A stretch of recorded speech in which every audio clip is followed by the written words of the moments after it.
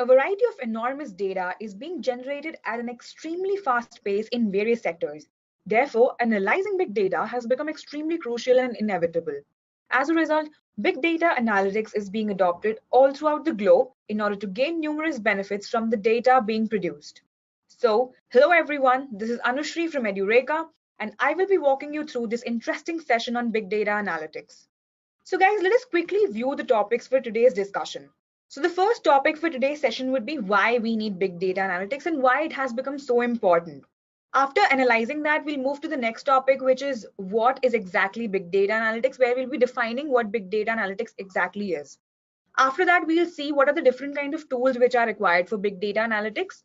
Then moving on, we'll explore the various domains and use cases which are, using big data analytics. And lastly, I'll be ending this session by telling you about the different trends which are prevalent in the field of big data analytics. So now, without further ado, let us move forward to our first topic of this session, which is why big data analytics.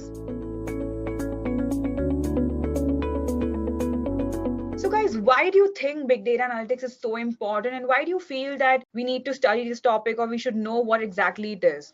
So now let me tell you why. So just like the entire universe in our galaxy said to have formed due to the Big Bang explosion, similarly, data has also been growing exponentially, which is leading to the explosion of data. So this can simply be termed as big data. And do you know that we are creating about 2.5 quintillion bytes of data every day? And 1 quintillion amounts to around 10 raised to the power of 18 bytes. So you can do the math and imagine the amount of data that we are creating every day. And this data, as you can see from the image that I've depicted here, is coming in from various sources, whether it is from social media, from banking sectors, from governments, from various other institutions, all right? And this data is not in the same format. So it is coming from various sources, so it is in different formats. So now, guys, what do you think? That is big data only limited to the volume or the enormous amount that is being generated? Or does it define with various other characteristics that, exactly define what big data is? So let us see what are the different characteristics associated with big data. So here I have represented 5 such characteristics. So first is volume. So volume is nothing but the huge amount of data that is being generated, or the enormous amount of data, as we previously saw in the section that how data was coming in from various sources like social media, banking sectors, governments, etc. So this is what volume is. Now moving on to the next characteristic, which is variety. So variety is nothing but the different formats of data from coming in from various sources. So big data has 3 different formats. One is structured, other is semi-structured, and then unstructured. So what is structured data? So structured data is basically in the form of relational databases, which comes in the form of tables, which has rows and columns. Coming to unstructured data. So unstructured data is in the form of audio files, video files, images, etc. Now coming to semi-structured data. So semi-structured data is in the form of JSON and XML files. So these were the basic, formats of data. Now coming to the next characteristic, which is value. So value is nothing but deriving meaningful data from this entire collection of big data. So the next characteristic that we have stated here is velocity. So velocity is nothing but the rate at which the data is being generated. Now coming to veracity. So veracity is the inconsistencies and the uncertainties which are present in the data. So these are the basic 5 V's of big data, but these V's keep evolving as and when the data is going to grow over the period of time. So I have put down 4 such reasons here to tell you that why it is so important and how it is helping many organizations all around the globe. So the first reason here that I've stated is for making smarter and more efficient organizations. So big data analytics is basically highly contributing to these factors, and organizations are adopting this to basically lead them to faster decision making. So one such example that I came across that I wanted to share with you guys is about the New York Police Department, in short, which is the NYPD. So big data and analytics are helping the NYPD and the other large police departments to anticipate and identify the criminal activity before it occurs. So what they do is that they analyze the entire big data technology to geolocate and then analyze the historical patterns. And they map these historical patterns with sporting events, paydays, rainfalls, traffic flows, and federal holidays. So essentially what the NYPD is doing, that they're utilizing these data patterns, scientific analytics, technological tools to do their job. And they're ensuring that by using these different tools, they're doing their job to the best of their ability. So by using a big data and analytics strategy, the NYPD was able to identify something called crime hotspots. So basically where crime occurrence was more. So they were able to identify these hotspots, and then from there they deployed their local officers so that they could reach there on time before it was actually committed. So this is how NYPD basically utilizes entire, this field of big data analytics so that they can prevent crime and make New York a more safer place. So now, after exploring the first reason, let's move on to the second reason and see what is it. So the second reason here is to optimize business operations by analyzing customer behavior. So the best example for this is Amazon. We all know how much Amazon is popular and how much we use it on our daily basis. So Amazon basically uses our clickstream data, that is the customers. So they use our clickstream data and the historical purchase data of more than 300 million customers which have, signed up for Amazon. And then they analyze each user's data, how they're clicking on different products and how they're navigating through their site. So basically, they show each user customized results on customized web pages.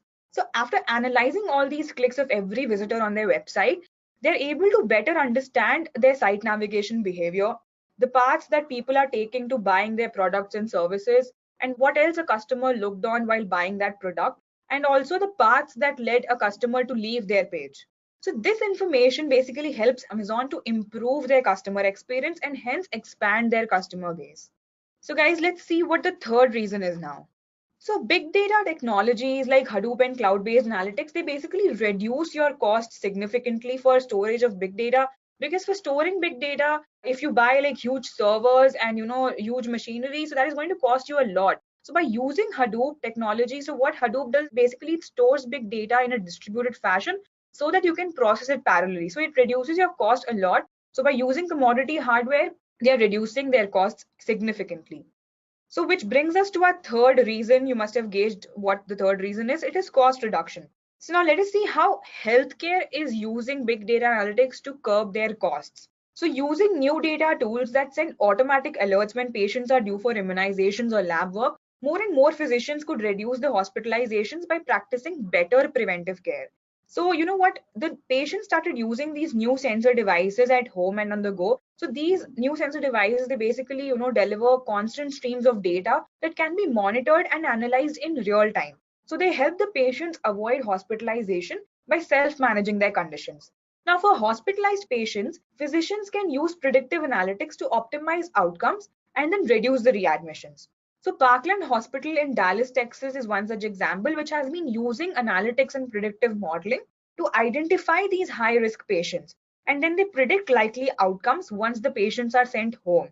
So as a result, Parkland has been able to reduce its 30-day readmissions back to Parkland and all area hospitals for Medicare patients with heart failure by around 31%. So for Parkland, that estimates about a savings of $500,000 annually, and of course, not to mention that the savings which patients are also realizing by avoiding these readmissions. So this is how healthcare is, widely using big data analytics to reduce their costs significantly. Now let's move forward to see the last reason for why big data analytics is so essential. So our last reason is next generation products, that how big data analytics is really, really contributing to generate more such, high tech products. So, to see how customers' needs can be satisfied and how they can use these new generation products for their own benefit. So I have cited three such examples here for you guys. So the first example here is Google self-driving car. I'm very sure that most of you guys must have heard about it. What Google self-driving car basically does, it makes millions of calculations on every trip that help the car decide when and where to turn, whether to slow down or speed up, and when to change their lanes. So the same decision a human driver is making behind the wheel, Google self-driving car is also doing that with the help of big data analytics. Another example of a self-driving car is the Toyota Prius, which is fitted with cameras, GPS, as well as powerful computers and sensors to safely drive on the road without the intervention of human beings. So this is how it is, really, really contributing to making such high-tech products, which in the long run we'd be using probably, and it will make our life more easier. Now, moving on to the second product that I'm going to cite here. So it's a really fascinating product. Let me ask you a question. How many of you all love watching TV shows? And how many of you all prefer spending your weekends doing nothing but Netflix and chill? Let me guess. Almost all of us do. I mean, I love binge watching shows over the weekend. So I know by now you would have guessed what example I'm arriving to. So it is Netflix. So Netflix committed for 2 seasons of its extremely popular show House of Cards without even seeing a single episode of the show, guys. And this project of, House of Cards of 2 seasons, it costed Netflix about $100 million. So guys, how do you think that Netflix was able to, take such a big risk monetarily? So the answer to this, my friends, is big data analytics. So by analyzing the viewer data, the company was able to determine that the fans of the original House of Cards, which aired in the UK, they were also watching movies that starred Kevin Spacey, who was playing the lead in the show House of Cards, and they were directed by David Fincher, who's also one of the show's executive producers. So basically, Netflix is analyzing everything. So from what show you are watching to when you pause it or to when even you turn it off. So last year, Netflix grew its US subscriber base by around 10%. And then they added nearly 20 million subscribers from all around the globe. So how fascinating is that? I mean, this is brilliant. I am sure that the next time you guys are watching a show on Netflix, you'll be really happy because you already know how the backend is working and how Netflix is recommending you new shows and new movies. So now moving on to the third example that I've cited here. So it's one of the really cool things that I've come across. So this is a smart yoga mat. Now, this has sensors embedded in the mat, which will be able to provide feedback on your postures, score your practice, and even guide you through an at-home practice. So the first time you use your smart mat, it will take you through a series of movements to calibrate your body shape, size, and personal limitations. So this personal profile information of yours is then stored into your smart mat app, and this will help the smart mat detect when you're out of alignment or balance. So over time, it will automatically evolve with updated data as you improve your yoga practice. So now I'm sure that with these, very interesting and exciting examples, you would have got an idea about what exactly big data analytics is doing and how it is improving various organizations in their sales and marketing sector. So now let's move forward and finally, formally define what big data analytics is. So guys, what is big data analytics? Big data analytics examines large and different types of data to uncover hidden patterns, correlations, and other insights. So basically what big data analytics is doing, it is helping large companies to facilitate their growth and development. So this majorly involves applying various data mining algorithms on a given set of data, which will then aid these organizations in making better decisions. So now that you know why we need big data analytics, what is exactly big data analytics? Now let us see and explore what are the different kind of stages which are involved in this procedure of a big data analytics. So these are the different stages involved in this entire procedure. So the first stage is identifying the problem. So what is our problem that we need to solve? This is the most important step, of course, and this is the first step of the process. The second step is to design our data requirement. So of course, after identifying the problem, we need to decide what kind of data is required for analyzing this particular problem. The third step is pre-processing. So in the pre-processing step, basically cleaning of data takes place and you perform some sort of processing. Now, after the processing stage, we come to the fourth stage, which is the analytics stage. So in this stage, you would be basically analyzing the processed data using various methods. After the analytics stage, we'll move to the final stage, which is data visualization. So in visualization of data stage, you will basically visualize the data using tools like Tableau, AngularJS, but the visualization of data will only take place in the end. So these are the basic 5 stages in this entire procedure. Now that you've understood this, let's move forward and understand what are the different types of big data analytics. So there are 4 basic types. One is descriptive analytics, second is predictive analytics, third is prescriptive analytics, and fourth is diagnostic analytics. So let us understand the first type, which is descriptive analytics. So descriptive analytics basically answers your question, what has happened? And how does descriptive analytics answer this question? It uses data aggregation and data mining techniques to provide insight into the past, and then it answers what is happening now based on the incoming data. So basically, descriptive analytics does exactly what the name implies. It describes or it summarizes the raw data and it makes it something which is interpretable by humans. And the past, which I just referred in this context, it basically can be 1 minute ago or even a few years back. So the best example that I could cite here for descriptive analytics is basically the Google Analytics tool. So Google Analytics basically is aiding organizations or different businesses by analyzing their results through Google Analytics tool. So the outcomes that help the businesses understand what actually has happened in the past and then they validate if a promotional campaign was successful or not based on the basic parameters like page views. So basically, descriptive analytics is therefore an important source to determine what to do next. Another example is what we saw earlier in the new generation product, which is Netflix. So Netflix basically uses descriptive analytics, as I told you guys, to find the correlations among the different movies that a subscriber is watching. And to improve their recommendation engine, they use historic sales and customer data. So this is what descriptive analytics is. Now let's move forward to the second type, which is predictive analytics. So the second type, which is predictive analytics, basically uses statistical models and forecast techniques to understand the future and answer what could happen. So basically, as the word suggests, it predicts. We are able to understand through predictive analytics that what are the different future outcomes. So basically, predictive analytics provides the companies with actionable insights based on the data. So through sensors and other machine generated data, companies can identify when a malfunction is likely to occur. So then the company can preemptively order parts and make repairs to avoid downtime and losses. So an example of this type of analytics is the Southwest Airlines. So Southwest analyzes their sensor data on the planes to identify the potential malfunctions or safety issues. So basically, this allows the airline to address the possible problems and then make repairs without interrupting the flights or putting the passengers in danger. So this is a very great use of predictive analytics to how basically reduce their downtime and losses, and as well as prevent delays and various other factors like accidents. So now let's move forward to the third reason, which is prescriptive analytics. Prescriptive analytics uses optimization and simulation algorithms to advise on the possible outcomes and answer the question, what should we do? So basically, it allows the users to prescribe a number of different possible actions and then guide them towards a solution. So in a nutshell, these analytics are all about providing advice. So prescriptive analytics, they use a combination of techniques and tools such as business rules, algorithms, machine learning, and computational modeling procedures.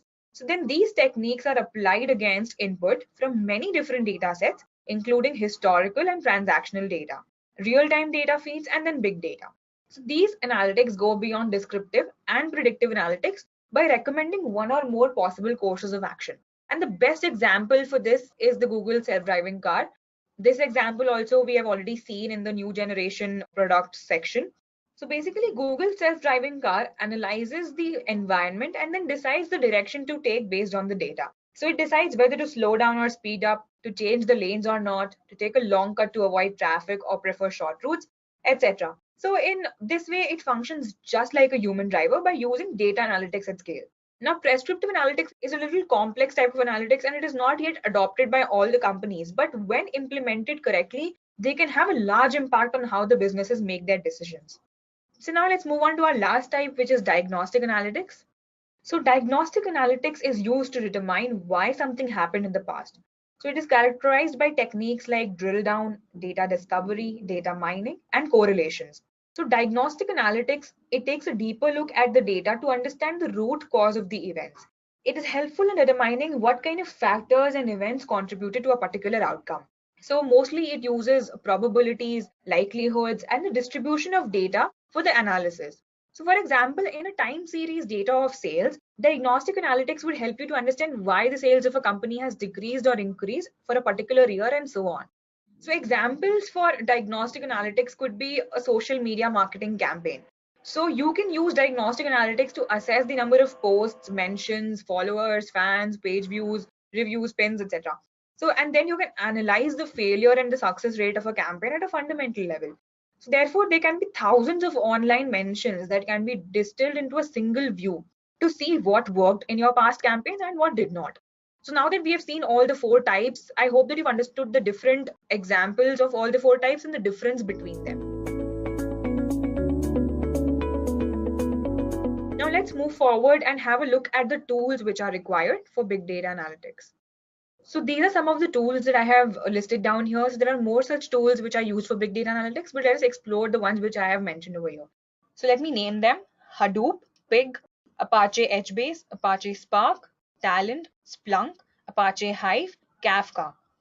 So now let me start with the first one, which is Hadoop. So Hadoop is basically a framework that allows you to store big data in a distributed fashion so that you can process it parallelly.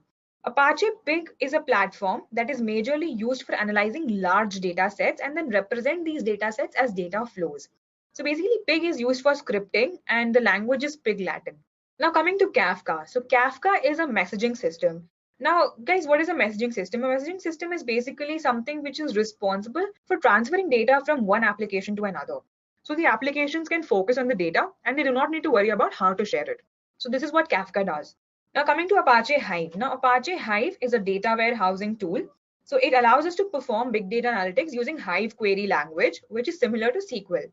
Coming to Splunk. So Splunk is a log analysis tool. Now what are logs? So logs are generated on computing as well as non-computing devices, and they are stored in a particular location or directory. So they contain details about every single transaction or operation that you guys have made. So next is Talent. Talent is an open source software integration platform which helps you to analyze effortlessly and then turn the data into business insights. So it helps the company in taking real-time decisions and become more data-driven. Next is Apache Spark. So Apache Spark is an in-memory data processing engine that allows us to efficiently execute streaming, machine learning, and SQL workloads. And it requires fast iterative access to data sets. So basically, it is used for real-time processing. Now moving to the last one, which is Apache HBase. So Apache HBase is a NoSQL database that allows you to store unstructured and semi-structured data with ease and provides real-time read or write access. So these were the tools that I could list down, and I have also told you about the different functions in brief that they perform. So now let us move forward and explore the different kind of domains which are, using big data analytics. So these are some of the domains that I've listed out for you guys to understand how they're using big data analytics and how widely it is being used in different kinds of domains. So healthcare, we've already discussed previously, has been using big data analytics to, reduce costs, predict epidemics, avoid preventable diseases, and then improve the quality of life in general. So one of the most widespread application of big data in healthcare is electronic health records, which is EHRs. I'm sure that most of you must have heard about it. It basically stores the patient's entire data. Now coming to telecom industry. So telecom industry is one of the most significant contributors to big data. So telecom industry basically analyzes all our call data records in real time, and then they identify fraudulent behavior and acts on them immediately. Now the marketing division of telecom industry, it basically modifies their campaign to better target its customers and then use these insights which are gained by them to develop new products and services. Coming to insurance companies, so insurance companies use big data analytics for risk assessment, fraud detection, marketing, customer insights, customer experience, and much more. Now, governments across the world are also adopting big data analytics. The Indian government, for example, had used big data analytics to get an estimate of the trade in the country. So the economists used central sales tax invoices for trade between two states to estimate the extent to which the states were trading between each other. Coming to banks and financial firms. Now, banks and financial services firms, they use analytics to differentiate fraudulent interactions from legitimate business transactions. So by applying analytics and machine learning, they're able to define the normal activity of a user or a customer based on their history and then distinguish it from the unusual behavior indicating fraud. So then the analysis systems, they suggest immediate actions such as blocking the irregular transactions, which stop the fraud before it occurs and improves the profitability. Now moving on to the next domain, which is automobile. So many automobile companies are utilizing big data analytics, and one example is Rolls-Royce. So Rolls-Royce embraced big data by fitting hundreds of sensors into its engines and propulsion systems. And these sensors basically record every tiny detail about the operation of these engines and propulsion systems. So then the changes in the data in real time are reported to the engineers, who will then decide the best course of action, such as scheduling a maintenance or dispatching the engineering teams if the problem arises.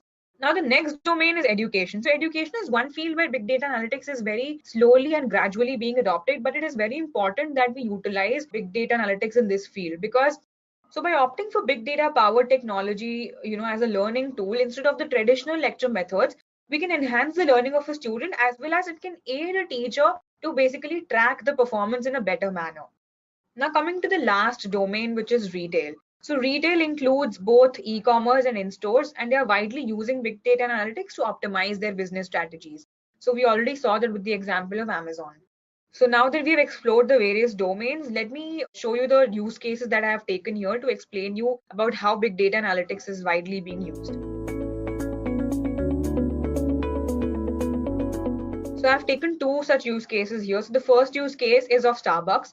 So the leading coffee house chain makes use of behavioral analytics by collecting the data on its customers' purchasing habits in order to send personalized ads and coupon offers to the customers' mobile phones. So the company also identifies trends indicating whether the customers are losing interest in their product, and then they direct offers specifically to those customers in order to regenerate their interest. So I came across this article by Forbes which reported how Starbucks made use of big data to analyze the preferences of their customers to enhance and personalize their experience. So they analyzed, every member's coffee buying habits along with their preferred drinks to what time of the day they are usually ordering. So even when people visit a new Starbucks location, that store's point of sale system is able to identify the customer through their smartphone, and then the barista gives them their preferred order. So in addition, based on ordering preferences, their app, which is the Starbucks app, will suggest new products that the customers might be interested in trying. So this is how Starbucks is basically optimizing their business strategies and improving and basically increasing their customer base.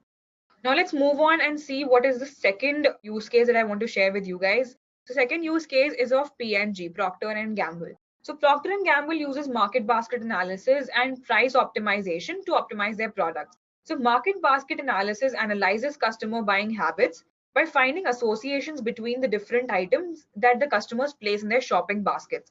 So this is what exactly market basket analysis does. So apart from this, market basket analysis may be performed on the retail data of customer transactions at your store. So stores like Target, Walmart, etc., that they use market basket analysis to basically increase their sales and marketing. So you can then use the results to plan marketing and advertise your strategies, or even design a new catalog. So for instance, market basket analysis may help you design different store layouts.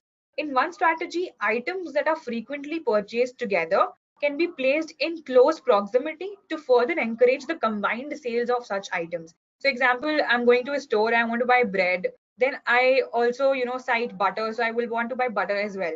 So that's how, stores optimize their sales. So they place all these products like butter, bread, milk, eggs in close proximity because they know when a customer comes to buy bread, they might also want to buy butter or milk or eggs. All right. So this is one such example. So how P&G basically utilizes it is the company uses simulation models and predictive analytics in order to create the best design for its products. So it creates and sorts through thousands of iterations in order to develop the best design, for example, for a disposable diaper. And then they use predictive analytics to determine how moisture affects fragrant molecules in a dish soap so that the right amount of fragrance comes out at the right time during the dishwashing process. I mean, so we can't even imagine that a simple product like a dish soap also has so much thought process behind it and also has so much strategies or, analytics applied behind it. So I hope that you guys found both these, use cases really interesting, and how more such companies are utilizing big data analytics in a more proficient manner in order to basically increase their sales and marketing. So now, after looking at the use cases, let us go forward and see our final topic for this discussion, which is the trends in big data analytics. So basically, this entire image depicts the statistics for the growing market revenue of big data in billion US dollars from the year 2011 to the year 2027. So in the current year, which is 2018, as you guys can see, the current market revenue of big data is about 42 billion US dollars, and it is going to exponentially increase to about 103 billion US dollars in the year 2027, which is a massive amount. So now let's move forward and see the next one, which is facts and statistics by Forbes. So I've collected some of these, so four, which I found really interesting and I wanted to share with you guys. So the first one here basically states that nearly 50% of respondents to a recent McKinsey Analytics survey say that analytics and big data have fundamentally changed business practices in their sales and marketing functions. So we also have seen examples of this by, like by Starbucks, of P&G, of Amazon. So these are such companies which are responding to such surveys. Now the next one is showing that how big data applications and analytics is projected to grow from about $5.3 billion in 2018 to $19.4 billion in 2026, which attains about a compound aggregate of 15.49%. So the next one here is an extremely important fact or a stat which I found out, and it is basically an eye opener. So according to an Accenture study, 79% of enterprise executives agree that companies that do not embrace big data will lose their competitive position and could face extinction. Even more, 83% have pursued big data projects to seize a competitive edge. So this very fact, guys, tells you that how important this field is, and if your particular organization or company is not adopting big data analytics in the future, it is going to lead to obsolescence. So now let's see which is the last fact that I have stated here. So according to New Vantage Venture Partners, big data is delivering the most value to enterprises by decreasing their expenses by about 49.2% and creating new avenues for innovation by about 44.3%. An example of both of these facts we saw in New Generation, why we need big data analytics section, where we spoke about cost reduction as well as new generation products. So this is an example of that. So now let's move forward and look at the career prospects in big data analytics. So the first one here that I've stated here is there is a soaring demand for analytics professional. So technology professionals who are experienced in big data analytics are in high demand as organizations are looking for ways to exploit the power of big data. So therefore, there is a soaring demand for analytics professional, and as and when the data is going to grow, more such people will be required to analyze that data. So that leads us to our second point, which is huge job opportunities. So there are more job opportunities in big data management and analytics than there were last year. And many IT professionals are prepared to invest time and money for the training. So now that companies under various domains are adopting big data analytics, so there are definitely more huge job opportunities. So now let's see what are the salary aspects. So I think this is one of the most important ones again, because we need to know that what kind of salary are we going to draw if we become a big data analytics professional. So six analytics and data science jobs are included in Glassdoor's 50 best jobs in America for the year 2018. These include data scientist, analytics manager, database administrator, data engineer, data analyst, and business intelligence developer. And the average salary of the six analytics jobs that I just stated, along with data science jobs, is about $95,000, which is absolutely amazing. And data scientist has been named the best job in America for about 3 years running, with a median base salary of $110,000 and 4,524 job openings. I mean, how wonderful is that? So you guys can see that how great the prospects are in this field, and if you guys are interested, then you should definitely learn more about this field, and who knows that you might be drawing such kind of a salary. So, but in India, the percentage of analytics professionals commanding the salaries lesser than 10 lakhs, it has gone lower, which is great. So the percentage of analytics professionals earning more than 15 lakhs has increased from about 17% in 2016 to 21% in the last year, 2017, and to the current 22.3% in this year, 2018. Now, let me tell you what kind of job titles are there in this field. So the first one here is Big Data Analytics Business Consultant. Second is Big Data Analytics Architect. Third is Big Data Engineer. Fourth is Big Data Solution Architect.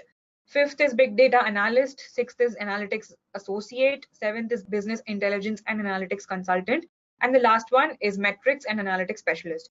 So I've just stated 8 over here. So these might be addressed in different names and different, job titles. And there are more such job titles, I'm sure, so you can explore that. So now let's move on to see what are the skill sets that you require if you want to become an analytics professional. So these are the few skill sets that I've mentioned over here, and there can be more depending on the role that you're going to play, or maybe even restricted to one particular skill set. So it depends upon what role are you going to play in this field of big data analytics. So the first one is that I've put down here is basic programming. So you would obviously be expected to know some kind of a general purpose programming language. The second one here is statistical and quantitative analysis. So it is preferable if you know about the statistics and quantitative analysis. Now moving on to data warehousing. So knowledge of SQL and NoSQL database languages such as MySQL, and NoSQL has MongoDB, Apache HBase, and Cassandra. So knowing these databases is also very important. So next one is data visualization, which is I think one of the most important skill sets which are required. So as an analytics professional, you should know how to visualize the data in order to basically improve your business. So you need to know what kind of trends are going to be there in the data and how it is increasing and what kind of insights this data is going to provide you.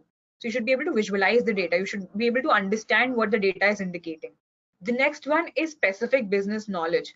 So this is extremely necessary according to me, because if you're an analytics professional and you don't know what business your company is basically working on and you're not aware about it, you won't be able to apply your knowledge of analytics to basically increase the sales and marketing of the company. All right, so the business knowledge of a particular company or the area which you're working on is extremely important. The last skill set that I've mentioned over here is computational frameworks. So out of the tools that we discussed in the previous section, one is expected to know at least more than one. So if you know Apache Spark, Hadoop, Pig, also again, that is depending upon the job role that you're going to play. So it is important that you're aware about at least one or more tools which are, required for big data analytics, and one or two such computational frameworks, because it is going to, of course, help you, and you will have a basic knowledge about how these tools are used for analyzing the data. So guys, this is all for today's session, and I hope that the world of big data analytics really fascinated you, and I hope that you really enjoyed watching this session. So thank you very much for attending it, and goodbye.